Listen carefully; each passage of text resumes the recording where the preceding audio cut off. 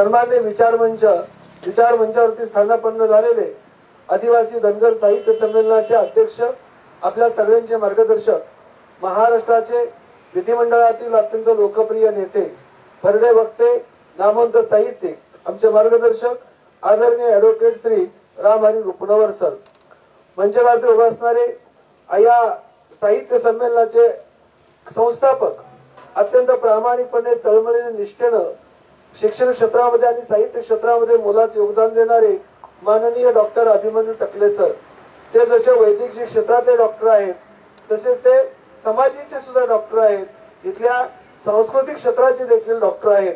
अत्यंत प्रामाणिकपणे तळमळीनं सेवानिवृत्त झाल्यानंतर टकले सर काम करत आहेत. मला भाऊ आपा असं म्हणावं वाटतंय की कर्तृत्ववान लोक कधी सेवानिवृत्त होत नसतात. ज्यांची वृत्ती चांगली त्यांची निवृत्ती सुद्धा चांगली. आपल्याकडे असं म्हणतो आपण की 60 वर्ष पूर्ण झाले, 58 वर्ष पूर्ण झाले, आता आपलं सगळं संपलं. पण काय काय लोकांचं कर्तृत्व हे सेवानिवृत्तीनंतर सुरू होतं. असे अनेक उदाहरण आहेत आपल्या देशामध्ये. ते काही सगळ्यांचा नामोल्लेख करत नाही मी, पण आपले टकले सर सेवानिवृत्त झाल्यानंतर पहा की महाराष्ट्रामध्ये त्यांनी साहित्य क्षेत्रामध्ये धडाका सुरू केलेला आहे. हे दूरदृष्टीचं लक्षण आहे. ज्याला साहित्यिक भान असतं, सांस्कृतिक भान असतं, तो खरा समाजाचा मोठा जाणकार माणूस असतो. तुम्ही पहा, मला कुठल्याही समाजाबरोबर द्वेषभावना सांगायची नाही. मी द्वेषभावनेनं बोलत नाही, अक्साने बोलत नाही. पण ब्राह्मण समाज संख्येनं कमी आहे. पण आज आपल्या देशातल्या सांस्कृतिक क्षेत्रावरती, साहित्य क्षेत्रावरती, कलेच्या क्षेत्रावरती, प्रचार प्रसार माध्यमावरती, धार्मिक क्षेत्रावरती, राजकीय क्षेत्रावरती त्यांचं वर्चस्व आहे. त्याचं कारण काय?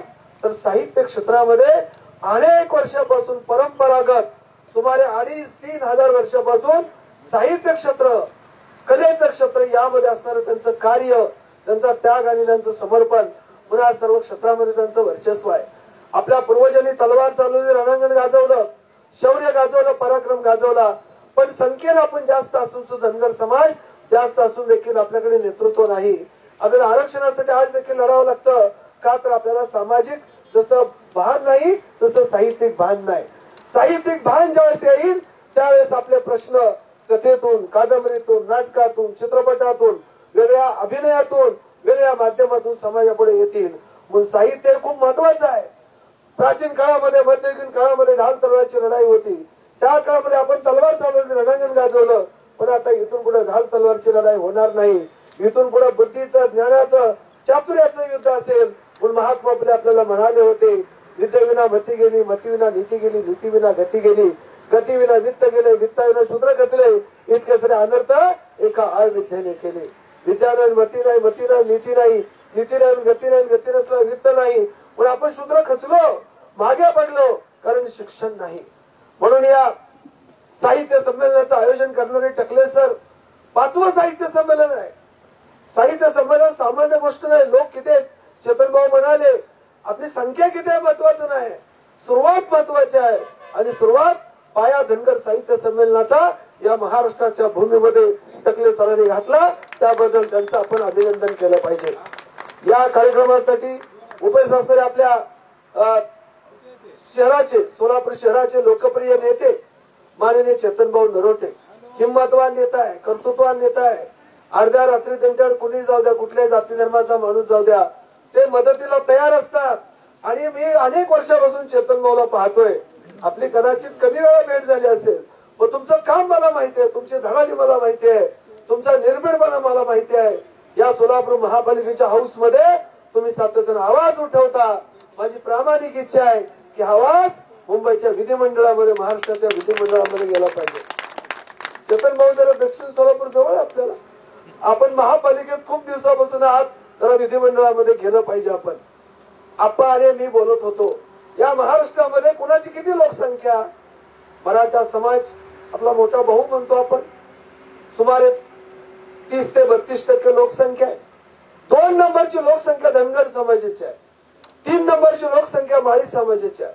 नंतर लेवा पाटील आहेत, वंजारी समाज आहे, आगरी आहेत, इतर SC ST, schedule caste, schedule tribes अशा अनेक जाती आपल्या महाराष्ट्रामध्ये. किती मुख्यमंत्री झाले धनगर समाजाचे? एकही मुख्यमंत्री झाले नाही. मी यादी करत होतो किती मुख्यमंत्री झाले. 11 मुख्यमंत्री मराठा समाजाचे. बाकीचे व्हायचं का नाही? आप्पा मुस्लिम समाजाची 1, ब्राह्मण समाजाचे 2, शेड्युल्ड कास्टचे 1, बंजारा समाजातील 2, 2 नंबरचा समाज आहे. आणखी माळी समाजाचा, धनगर समाजाचा एकही मुख्यमंत्री महाराष्ट्राच्या विधिमंडळामध्ये झाला नाही. मी मराठ्यांचा इतिहासाचा अभ्यासक आहे, मी मराठी इतिहासाचा अभ्यासक आहे. आमचे मित्र या ठिकाणी उज्ज्वल कुमार माने सर आहेत, आम्ही लहानपणापासूनचे मित्र आहे. उज्ज्वल कुमार माने अत्यंत प्रामाणिकपणे तळमळीनं आपल्या जो वैभवशाली इतिहास आहे मराठ्यांचा, होळकर घराण्याचा, तो मांडण्याचं, लिहिण्याचं प्रामाणिकपणे ते काम करत असतात. लातूरून आलेले सलगरे सर आहेत, Madane sir, Chopade sir, Bandgar sir, करमाळ्याहून आलेले हे सगळी मान्यवर मंडळी अत्यंत प्रामाणिकपणे तळमळीनं आपापल्या परीनं आपल्या समाजाचं काम करत आहे. मी मराठा इतिहासाचा अभ्यासक आहे. आता मराठी इतिहासाचा अभ्यासक म्हटलं या ठिकाणी काय झालंय, जाती जाती आपल्याकडे खूप टोकदार झालेले आहेत आणि मराठा, माळी, धनगर, सुतार, कुंभार, लोहार, आगरी असा टोकदारपणा अलीकडच्या काळामध्ये आलेला आहे. यायला नको आहे. अरे कधी काळी आपण खांद्याला खांदा लावून स्वराज्य निर्माण केलेलं आहे. मराठ्यांचा इतिहास म्हणजे फक्त भोसले, जाधव, शिंदे, पवार एवढ्या पुरता मर्यादित नाही. मराठ्यांचा इतिहास ही व्यापक संकल्पना आहे. मराठा म्हणजे कोण? 18 पगड जाती, 12 बलुतेदार यांना मराठा म्हटले. मराठा शब्द जातवाचक नाही, हा शब्द समूहवाचक आहे. आणि म्हणून छत्रपती शिवाजीराजेंच्या राज्याला रयतेचं राज्य म्हणतात. मराठ्यांनी किल्ला जिंकला, मराठ्यांचे फत्ते झाले, मराठे आले. ग्रँड डफनं लिहिला history of the Maratha, rise of the Maratha power नावाचा ग्रंथ जस्टिस रानडे, न्यायमूर्ती महादेव गोविंद रानडे यांनी मराठ्यांचा इतिहास rise of the Maratha power लिहिलं. हा कोण आहे? शिवरायांच्या सैन्यामध्ये कोण होतं? मराठा होते, माळी होते, धनगर होते, मातंग होते, महार होते, सुतार होते, कुंभार होते, लोहार होते, रामोशी होते, आगरी होते, अगदी मुसलमान देखील छत्रपती शिवाजीराजेंच्या सैन्यामध्ये होते. येसाजी कंक, वीरबाजी पासलकर, कान्होजी जेजे, कावजी कोंडाळकर, हैबतराव शिळीमकर, नेताजी पालकर, प्रतापराव गुजर, हंबीरराव मोहिते, जिवाजी महाले, शिवाजी काशीद या अशा अनेकांची नावं आपल्याला माहिती आहे. परंतु शिवरायांच्या राज्यामध्ये अनेक धनगर सरदार होते. किती लोकांना माहिती आहे? बळवंतराव देवकाते मोठे सरदार होते. देवाजी उघडे, जानोजी वाघमारे, बंडगर. शाहूराजेंच्या काळात पहिले शाहू किंवा संभाजी महाराज शिवाजीराजेंच्या काळामध्ये आणि बंडगर घराण्यातील खूप मोठे योगदान या मराठ्यांच्या इतिहासामध्ये आहे. पण आलंच नाही पुढे कधी. कसं येईल? म्हणून बाबासाहेब आंबेडकर नेहमी म्हणायचे की जो समाज, जो देश, जे राष्ट्र आपला खरा इतिहास विसरतो तो कधीच इतिहास घडवू शकत नाही. अन्यथा चुकीचा खोटा इतिहास आपल्याला सांगून शिकून गुलाम बनवलं जातं. इथल्या शाळेतल्या पाठ्यपुस्तकामध्ये आला पाहिजे इतिहास. अहिल्याबाई होळकरांचा इतिहास नाही आपल्याला परिपूर्ण शिकवला जात. मल्हारराव होळकरांचा, यशवंतराव होळकरांचा इतिहास आपल्याला परिपूर्ण शिकवला जात नाही. खंडेराव होळकरांचा इतिहास आपल्याला परिपूर्णपणे शिकवला जात नाही. आप्पा जानेवारी मध्ये मी पानिपतला गेलो होतो, कार्यक्रम होता पानिपतला. पानिपतच्या युद्धामध्ये मल्हारराव होळकर, महाजी शिंदे, पेशवे खांद्याला खांदा लावून लढले अफगाणीच्या विरुद्ध. कुंभेरी किल्ला कुठे आहे? राजस्थान, दिल्ली त्या परिसरामध्ये कुंभेरीचा किल्ला आहे. तो मल्हाररावांनी जिंकला होता. मल्हाररावांचं राज्य उत्तर भारतावरती राज्य होतं. अहिल्याबाईंचं राज्य जम्मू काश्मीर पासून कन्याकुमारी पर्यंत आणि काठीवाड पासून कलकत्ता पर्यंत अहिल्याबाईंनी स्वच्छ, पारदर्शक, निर्मळ, निर्भीड राज्यकारभार केलेला आहे. अहिल्याबाई लढाऊ होत्या, शूर होत्या, पराक्रमी होत्या, बुद्धिमान होत्या. करता एकही पुरुष उरला नाही. पतीचं निधन झालं कुंभेरीच्या विड्यामध्ये खंडेरावांचं. मुलाचा अकाली मृत्यू झाला, नातवाचा अकाली मृत्यू झाला. सासरे ज्यांनी मुलीप्रमाणे अहिल्याबाईला सांभाळलं, मल्हाररावांचं निधन झालं. घरात कुणी करता पुरुष उरला नाही. राघोबा पेशव्यांना वाटलं आपण सहज जाऊ आणि जिंकून घेऊ इंदोरचं राज्य. पण अहिल्याबाई हातात तलवार घेऊन घोड्यावरती बसून रणांगणामध्ये आल्या आणि म्हणाल्या, श्रीमंत पेशवे, तुम्ही पाहुणचारासाठी येत असाल तर तुमच्या स्वागतासाठी मी तयार आहे. पाहुणचार करणं आमची संस्कृती आहे.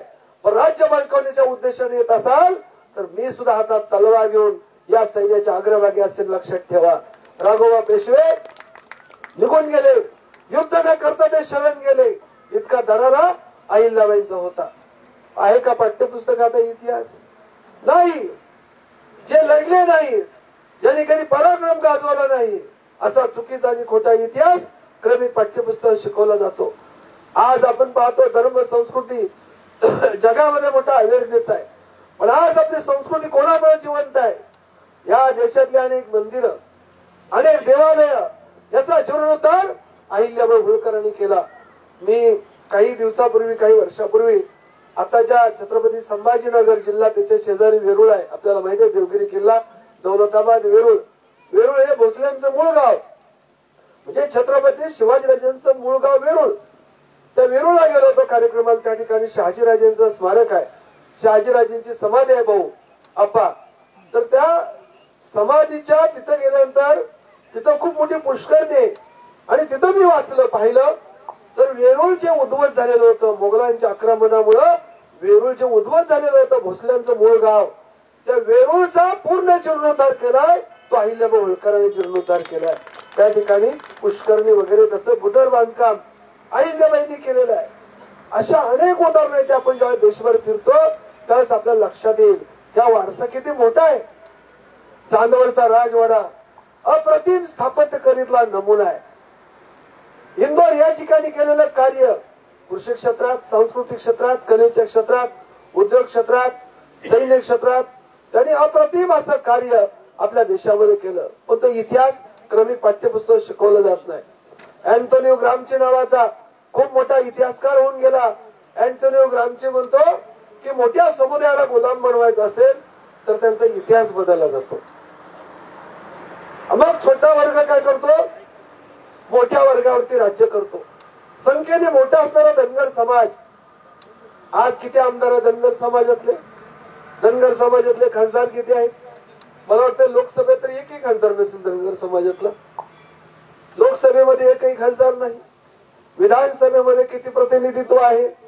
प्रशासनामध्ये किती प्रतिनिधित्व आहे? कलेच्या क्षेत्रामध्ये, नाट्य क्षेत्रामध्ये किती प्रतिनिधित्व आहे? तर हे प्रतिनिधित्व मिळालं पाहिजे, आणि ते प्रतिनिधित्व मिळण्यासाठी आपल्याला गरज आहे शिक्षणाची, आपल्याला गरज आहे साहित्य क्षेत्रामध्ये आपला इतिहास, प्रेरणा. छत्रपती शिवाजीराजांची प्रेरणा घेऊन आपल्याकडे महात्मा फुले, शाहू महाराज, बाबासाहेब आंबेडकर, क्रांतिसिंह नाना पाटील, भगतसिंग, नेताजी सुभाषचंद्र बोस यांनी काम केलं. मल्हारराव होळकर, माजी शिंदे उत्तर भारतात काम केलं शिवरायांची प्रेरणा घेऊन. इतिहास कशासाठी असतो? इतिहास हा इतिहासात रमण्यासाठी नसतो. इतिहासातून धडा घेऊन वर्तमान काळावरती मात करून भविष्यकाळ जिंकण्यासाठी इतिहास असतो. तर आपला जर काही इतिहास मुला मुलींना शिकवला, धनगर समाजाचा वैभवशाली इतिहास जर मुला मुलींना लहानपणापासून शिकवला तर निश्चितपणे समाजाची प्रगती होईल. मी राज्यभर फिरतो. मी शिवाजी महाराज, महात्मा फुले, शाहू महाराज, बाबासाहेब आंबेडकर, अहिल्याबाई होळकर या सर्व आपल्या महामानवाचा इतिहास सांगतो. मी नेहमी जोडायचं काम केलेलं आहे. तोडायचं काम मी कधी आयुष्यात केलेलं नाही, करणार नाही, कारण मी शिवरायांचा मावळा आहे. आणि शिवाजीराजांनी भेदभाव सांगितला नाही, जोडायला सांगितलं. आणि म्हणून या ठिकाणी माननीय श्रीराम पाटलांबद्दल अनेक जण म्हणाले पैलवान, आणि ते चेतन भाऊ पैलवान आहेत. पैलवानांना खूप बदनाम करतात ना आपल्याकडे. पैलवानांचा मेंदू गुडघ्यात असतो. अरे पैलवान खशाबा जाधव पैलवान होते, माहिती आहे तुम्हाला? ऑलिम्पिकचं पदक आणलं, पहिलं पदक, वैयक्तिक पदक भारताला देणारा खशाबा जाधव. अरे राजर्षी छत्रपती शाहू महाराज पैलवान होते, कुस्तीपटू होते. एका पैलवानाने आपल्या देशाला आरक्षण दिलं. आरक्षणाचा पाय 1902 साली शाहू महाराजांनी घातला. शाहू महाराजांच्या पूर्वी आपल्या देशामध्ये आरक्षण नव्हतं. आरक्षण का सुरू केलं शाहू महाराजांनी? तर शाहू महाराज राजगादीवरती आले. शाहू महाराजांच्या लक्षात आलं की आपल्या प्रशासनामध्ये एकूण 71 अधिकारी आहेत. 71 ते 71 अधिकाऱ्यापैकी 66 ब्राह्मण होते, आणि उर्वरित जे 5 होते त्यामध्ये सिकेपी, शेनवी, कायस्थ आणि पारशी. एकही मराठा, माळी, धनगर, सुतार, कुंभार, लोहार, दलित कोणी नव्हता. 71 अधिकाऱ्यापैकी एकही बहुजन समाजातला नाही. ब्राह्मण, कायस्थ, शेनवी आणि पारशी. शाहू महाराजांच्या लक्षात आलं केवळ राजसत्तेमध्ये शेतकरी येऊन उपयोगाचं नाही, तर त्यांना साथ देणारं प्रशासन इथल्या बहुजन समाजाचं पाहिजे. आणि शाहू महाराजांनी 26 जून 1902 ला आरक्षणाचा पाया घातला. 50% आरक्षण शाहू महाराजांनी आपल्या राज्यामध्ये सुरू केलं. त्यानंतरच मग आपल्या सर्वांना प्रतिनिधित्व मिळालं. आता पैलवानांना काही कळतं का नाही याबद्दल मी शाहू महाराजांची गोष्ट सांगणार आहे तुम्हाला. शाहू महाराजांनी 50% आरक्षण सुरू केल्यानंतर सांगलीवरून एक वकील साहेब, नामवंत वकील ऍडव्होकेट अभ्यंकर शास्त्री शाहू महाराजांना भेटण्यासाठी कोल्हापूरला गेले. शाहू राजांना म्हणाले, शाहू महाराज तुम्ही खूप चुकीचा निर्णय घेतला. तुम्ही आरक्षण सुरू करून खूप मोठी चूक केली. जातीभेद निर्माण केला. जातीमध्ये वितंडवाद निर्माण केला. आरक्षण नको, गुणवत्तेवर नोकऱ्या दिल्या पाहिजेत. त्यामुळे तुम्ही आरक्षण सुरू करून जातीवादाला खतपाणी घातलेलं आहे असं अभ्यंकर शास्त्री म्हणाले. शाहू महाराज राजे होते, प्रेमळ होते, सौजन्यशील होते. त्यांनी अभ्यंकर शास्त्रीला पाहुणचार केला आणि पाहुणचार केल्यानंतर म्हणाले, चला तुम्हाला मी जरा घोड्याची पागा दाखवतो. घोड्याच्या पागेत घेऊन गेले आणि तिथे जे घोड्याची व्यवस्था पाहणारा जो कोण इसम होता, कामगार होता, त्याला सांगितलं की अरे घोड्याला त्याचं खाद्य दिलं का? तो म्हणाला नाही. आता देणारच आहे. एक काम कर, सगळं खाद्य स्वतंत्रपणे देण्यापेक्षा सगळं एका जाजमावरती होत. जाजम म्हणजे वस्त्र, मोठं कापड. त्या कापडावरती सगळं त्यांचं खाद्य होत आणि सगळी घोडी एकाच वेळेस सोड. तो चक्रावून गेला की रोज आपण घोड्याला स्वतंत्र बांधून खाद्य देतो त्याच्या पुढे. महाराज म्हणतात सगळं खाद्य एका ठिकाणी ठेव आणि सगळे घोडे एकाच वेळेस सोड. महाराजांनी सांगितल्याप्रमाणे त्या कामगारांनी तसं केलं. सगळेच घोडे सोडले. अभ्यंकर शास्त्री आणि शाहू महाराज त्या ठिकाणी उभे होते बाजूला. सगळे घोडे एकदम सोडल्यानंतर घोड्याने खायला सुरुवात केलं. स्वाभाविकपणे जी बलवान घोडी होती, ताकदवान घोडी होती, तरुण घोडी होती, त्यांनी सगळं खाद्य खाऊन टाकलं. पण जी विकलांग घोडी होती, म्हातारी झालेली घोडी होती, लहान घोडे होते, त्यांना ते खाद्य मिळालं नाही. बलवान घोडीने खाऊन टाकलं. शाहू महाराज अभ्यंकर शास्त्रीला म्हणाले, अहो शास्त्री बुवा, त्या बलवान घोड्यांनी, ताकदवान घोड्यांनी सगळं खाऊन टाकलं हो. आता ह्या वयोवृद्ध घोड्याला, विकलांग घोड्यांना, लहान घोड्यांना खाद्यच मिळाले नाही. तर ते अभ्यंकर शास्त्री काय म्हणाले, का महाराज यांच्यासाठी काढून ठेवायला पाहिजे वेगळं. अहो वेगळं काढून ठेवणं म्हणजेच आरक्षण आहे. जोपर्यंत आपल्या देशामध्ये सामाजिक समता येणार नाही, शैक्षणिक समता येणार नाही आणि प्रशासकीय समता येणार नाही, तोपर्यंत आपल्या देशाला आरक्षणाची गरज आहे. आणि ते शाहू महाराजांनीच त्या शास्त्री मला समजावून सांगितलं. अभ्यंकर शास्त्री विद्वान, वकील आणि शाहू महाराज पैलवान. जास्त कुणाला कळतं, विद्वानाला कळतं का पैलवानाला कळतं मला सांगा. कुणाला कळतं जास्त? पैलवानाला कळतं. पैलवानाला कमी नाही लागायचं. पैलवानाचा मेंदू जसा डोक्यात असतो, गुडघ्यात आणि मांड्यात ताकद असते, ताकद. आणि डोक्यात मेंदू पण असतो, पण कुठं वापरायचं आणि कुठं नाही वापरायचं पैलवानाला चांगलं माहित असतं. कुठे विनाकारण पैलवान मेंदू वापरत नाही, लक्षात ठेवा. योग्य ठिकाणीच कुचा असतो. बरोबर ना पाटील सर? आणि आज आपल्या शहाण्या सुरत्या माणसाला कळत नाही, ते पैलवानाला कळलं. आज तरी मानसिकता आहे का आपल्या आंतरजाती विवाह करायची? आहे का? आज आपण गप्पा मारतो सगळेजण, आपण सगळे मराठा, सगळा मराठा एक झाला पाहिजे. मराठा म्हणजे कोण? माळी, धनगर, सुतार, लोहार, कुंभार, म्हणजे सगळे मराठा म्हणतो आपण. एक झालं पाहिजे. प्रसंग आला समजा आपल्या कुटुंबामध्ये, किती जणांची मानसिकता असते? माझ्या चुलत भावाच्या मुलाचं लग्न झालं, कुटुंबातून प्रचंड विरोध. आप्पा प्रचंड विरोध. माझ्या चुलत भावाचा मुलगा, त्याचं प्रेम एका धनगर समाजातल्या मुलीवरती, प्रचंड वाद, भांडणं. ती वाद माझ्यापर्यंत आला. मी पुण्याला राहतो ना, माझं गाव जरी सोलापूर जिल्ह्यात असलं, पुण्यात राहतो. मी त्यांना समजावून सांगितलं. शेवटी आपल्या छत्रपतींचं उदाहरण दिलं. शाहू महाराज पैलवान होते. शाहू महाराज म्हणजे छत्रपती शिवाजीराजेंच्या कोल्हापूर गादीचे अधिपती, म्हणजे छत्रपतीच ना. शाहू महाराजांनी स्वतःच्या बहिणीचा विवाह चंद्रप्रभा देवी, आपल्याला सांगितलं असतं अनेकांनी. आमचे मित्र उज्ज्वल कुमार माने यांनी त्यांच्या पुस्तकात लिहिलंय. डॉक्टर जयसिंगराव पवारांनी शाहू चरित्रात लिहिलंय. गोपाळराव देशमुखांनी त्यांच्या होलकर घराण्याच्या इतिहासामध्ये लिहिलंय हे सगळं. शाहू महाराजांनी स्वतःच्या बहिणीचा म्हणजे चंद्रप्रभा देवी, ही त्यांची बहीण चंद्रप्रभा देवी, तर बहिणीचा विवाह यशवंतराव होळकर आपले इंदोरचे राजपुत्र यांच्यावर जमवला आणि 6 मे 1922 ला शाहू महाराजांचा मृत्यू झाला. लग्न शाहू महाराजांनी जमवलं, पण जमवल्यानंतर शाहू महाराजांचा मृत्यू झाला. शाहू महाराजांच्या मृत्यूनंतर 4-5 वर्षांनी पुढे शाहू महाराजांचे सुपुत्र छत्रपती राजाराम महाराज यांनी इंदोरला जाऊन ते लग्न लावून दिलं. स्वतःच्या बहिणीचा विवाह होळकरांच्या सुपुत्राबरोबर राजपुत्राबरोबर करून देणारे हे छत्रपती होते, हे राजे होते.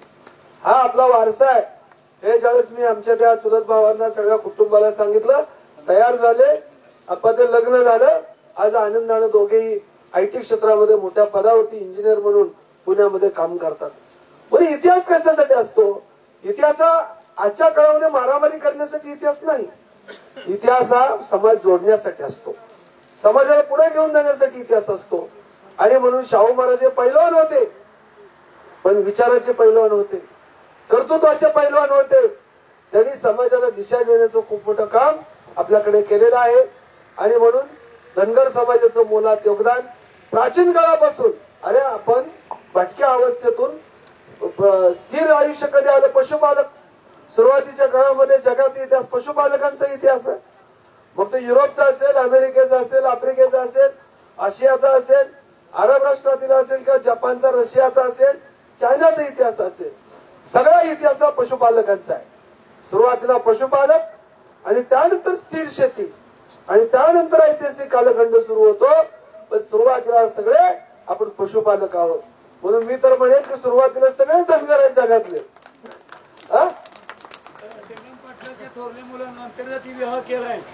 वा वा, श्रीराम पाटील साहेबांचं अभिनंदन. आणखीन त्यांनी परवानगी दिली त्याबद्दल. तर सगळ्या पशुपालकांचा इतिहास आहे, जगाचा इतिहास पशुपालकांचा इतिहास आहे. म्हणून आपण या महाराष्ट्रामध्ये लोकसंख्येनं क्रमांक 2 असणारा समाज, पण आज साहित्य क्षेत्रामध्ये म्हणून राजकीय क्षेत्रात राजकीय जागृती तर असलीच पाहिजे. राजकारणामध्ये सत्तेचा वाटा मिळालाच पाहिजे, प्रशासनात तो वाटा मिळाला पाहिजे, शिक्षणामध्ये तो वाटा मिळाला पाहिजे. आणि त्याच पद्धतीनं आज साहित्य क्षेत्रामध्ये सुद्धा पदार्पण केलं पाहिजे. धनगर समाजातील किती लेखक आहेत, किती वक्ते आहेत, किती संशोधक आहेत, किती अभ्यासक आहेत. आज चित्र खूप चांगलं आहे. आपल्या पुण्यश्लोक अहिल्याबाई होळकर विद्यापीठाचे कुलगुरू धनगर समाजातील आहेत. पण ही संख्या अपुरी आहे. किती प्राध्यापक आहेत, किती संशोधक आहेत, किती अभ्यासक, कादंबरीकार, नाटक, चित्रपट, कलेचं क्षेत्र हे खूप महत्वाचं क्षेत्र आहे. समाज जागृती कशाने होणार आहे? समाज जागृती साहित्यातून होणार आहे, कवितेतून होणार आहे, नाटकातून होणार आहे, चित्रपटातून होणार आहे, पुस्तकातून, कादंबऱ्यातून होणार आहे. आणि या कलेच्या साहित्याच्या क्षेत्रामध्ये समाजातील गुणवान लोक पुढे आले पाहिजेत, त्यांना प्रोत्साहन द्यायला पाहिजे. उज्ज्वल कुमार माने, चेतन भाऊ खूप प्रामाणिक माणूस आहे. अशा प्रामाणिक साहित्यिकाच्या पाठीशी आपण खंबीरपणे उभं राहायला पाहिजे. महिलाची सुद्धा विंग स्ट्रॉंग पाहिजे. आणि जगाचा इतिहास महिलांनी घडवलाय. हो, आपल्याकडे काय आहे? पुरुष मोठे चतुर आहेत. पुरुषांनी काय केलं? स्त्रियांना गुलाम बनवण्यासाठी एक स्लोगन तयार केलं. काय? पुरुष हे शूर आणि पराक्रमी असतात. स्त्रियांना गुलाम बनवण्यासाठी पुरुषांनीच रचलेलं षडयंत्र आहे. पुरुष शूर असतात, पुरुष खूप पराक्रमी असतात, स्त्रिया पराक्रमी नाहीत का? जिजाऊ छत्रपती शिवाजी राजा घडवला. तारा राणी हातात तलवार घेऊन घोड्यावरती बसून औरंगजेबाला सळोखी पुढं करून सोडलं. तारा राणीचं नाव ऐकलं औरंगजेब बादशाह थरथर कापायचा. अहिल्याबाईचं नाव ऐकल्यावर 7 पुण्यातले जे गुंड होते, जे लुटारू होते, जे चोर होते, ते सुद्धा थरथर कापायचे. इतका दरारा अहिल्याबाईंचा होता. अहिल्याबाई श्रद्धाळू होत्या, धार्मिक होत्या. आपल्या परंपरेचा त्यांना प्रचंड अभिमान होता. अहिल्याबाई शिवभक्त होत्या. शिवावर त्यांची नितांत श्रद्धा होती. पण त्या तितक्या शूर पराक्रमी होत्या. त्या सिंहासनावरती बसून उत्तम प्रकार राज्यकारभार करणाऱ्या देखील होत्या. म्हणून आम्ही पाठ्यपुस्तक मंडळाकडे आप्पा एक पत्र दिलं होतं. पाठ्यपुस्तक मंडळाकडे आम्ही पाठ्यपुस्तक कसे असावे तर महात्मा फुलेंनी आणि सावित्रीबाई फुलेंनी आपल्या देशामध्ये शिक्षणाचा पाया घातला म्हणून या देशातला शिक्षक दिन महात्मा फुलेंच्या नावाने झाला पाहिजे. आपल्या देशामध्ये मुलामुलींना शिकवलं पहिल्यांदा सावित्रीबाई फुलेंनी. सरस्वती बद्दल मला नितांत आदर आहे. आपल्या महापुरुषांनी सांगितलं स्त्रियांचा आदर करा. सरस्वती बद्दल मला नितांत आदर आहे. पण आपल्या देशामध्ये सरस्वतीनं कुठे शाळा कॉलेज बालवाडी सुरू केल्याची नोंद नाही. पहिल्यांदा शिकवलं सावित्रीबाई फुलेंनी.